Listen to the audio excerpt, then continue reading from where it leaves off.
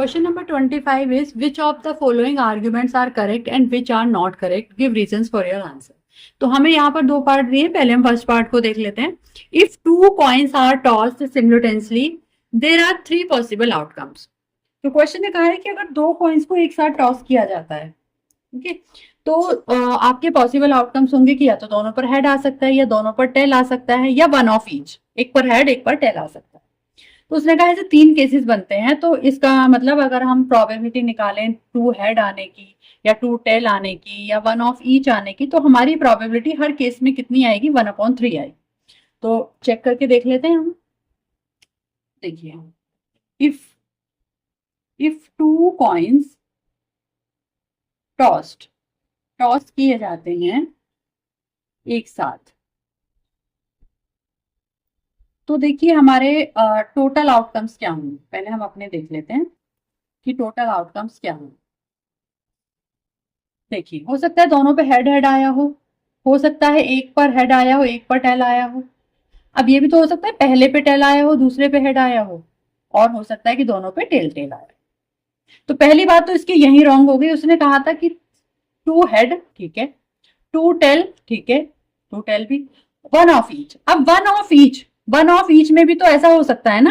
One of each तो correct है, one of each है, यहाँ पर एक हेड है एक टेल है, यहाँ पर भी एक हेड है एक टेल है, बट सीक्वेंस तो चेंज है ना. हो सकता है हेड इस पे आया हो सकता है टेल इस पे आया हो. तो कहने को ये एक है, लेकिन इसके भी तो दो केसेस बनते हैं.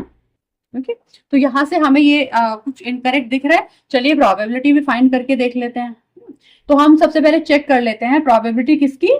टू हेड, दो हेड आने की प्रोबेबिलिटी चेक कर लेते हैं.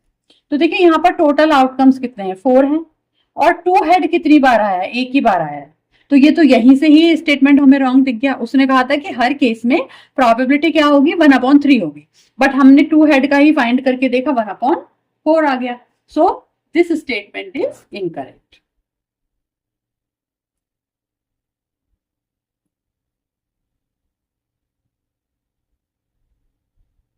अब देखते हैं इसका सेकंड पार्ट.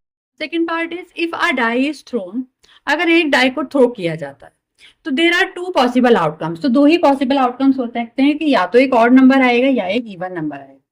तो वो करेक्ट कह रहा है. या जो डाइस होता है उसके ऊपर 1 2 3 4 5 6 यही नंबर्स होते हैं. तो या तो जब उस डाइस को एक ही बार थ्रो किया गया है तो या तो कोई ऑड नंबर आएगा या कोई इवन नंबर. तो आगे क्वेश्चन ने बोले कि therefore the probability of getting an odd number is 1/2. तो ऑड नंबर के आने की प्रोबेबिलिटी 1/2 होगी. तो चेक कर लेते हैं. When a die thrown once,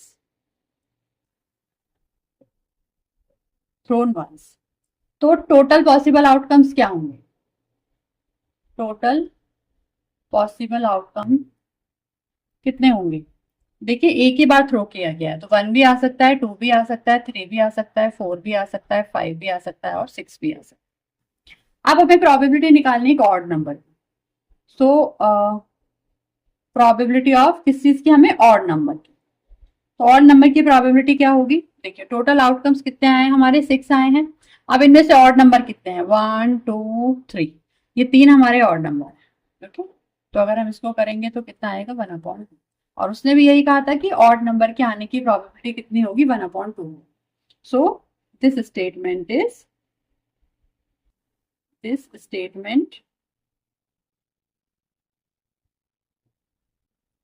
is correct. सो ये था आपकी एक्सरसाइज का, आपकी बुक का लास्ट क्वेश्चन. बने रहिएगा वीडियोस में, आगे नई नई वीडियोस आपको मिलती रहेंगी. तब तक के लिए bye bye and take care.